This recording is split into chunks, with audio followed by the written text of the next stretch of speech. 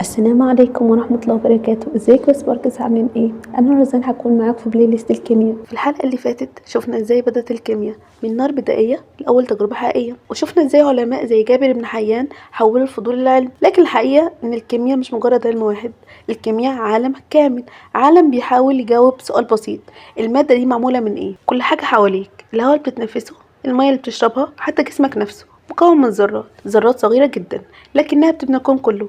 لما الذرات دي تتجمع بتكون جزيئات، ولما الجزيئات تتفاعل تبدأ الكيمياء. أول عالم كبير داخل الكيمياء العضوية، العلم اللي بيدرس مركبات الكربون، الأدوية، الباليستيك، الوقود، حتى الحمض النووي، كلها مبنية على عنصر واحد، الكربون. وفي القرن التاسع عشر نجح العالم فريتش ويلر في تحضير مركب عضوي داخل المعمل. الاكتشاف ده غير فكرة البشر بالكامل. لأول مرة فهم العلماء إن المادة الحية ممكن تتفسر بالكيمياء. لكن مش كل المواد عضوية، في عناصر تانية زي الحديد، النحاس، والذهب. العناصر دي يدرسها فرع اسمه الكيمياء غير العضوية. العلماء حاولوا يفهموا ليه كل عنصر مختلف عن التاني، لحد ما ظهر العالم الروسي مندليف وضع واحد من أعظم إنجازات العلم، الجدول الدوري. ترتيب منطقي للعناصر خلى العلماء يقدروا يتوقعوا خصائص عناصر لسه ما اكتشفتش. سؤال مهم: ليه بعض التفاعلات بتحصل في ثانية وبعضها بياخد سنين؟ ليه بعض التفاعلات بتطلق طاقة وبعضها بيمتصها؟ الإجابة موجودة في فرع اسمه الكيمياء الفيزيائية، الفرع اللي بيجمع بين الكيمياء والفيزياء لفهم الطاقة وسرعة التفاعلات وسلوك الجزيئات. العلم ده هو الأساس لتصميم البطاريات الحديثة والخلايا الشمسية.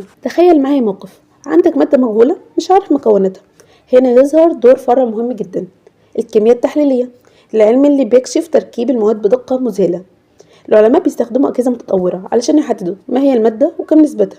تقنيات زي التحليل الطيفي بيتم تطويرها في جامعات عالمية. لكن أكبر معمل كيميائي مش في جامعة، هو جسمك.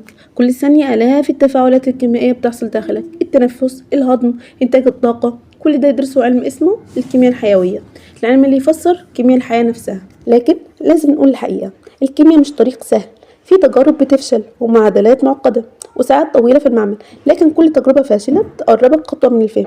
العلم الحقيقي مش بيبدأ بالإجابة، العلم بيبدأ بالأسئلة. لكن يبقى سؤال غريب: احنا ما بنشوفش الذرات، فازاي العلماء عرفوا شكلها وازاي عرفوا تركيب الجزيئات؟ القصة دي هي واحد من أعظم قصص العلم، وده اللي هنحكيه في الحلقة الجاية. مستعد؟ وما تنساش لو الفيديو عجبك تعمل لايك وسبسكرايب. والسلام عليكم ورحمة الله وبركاته.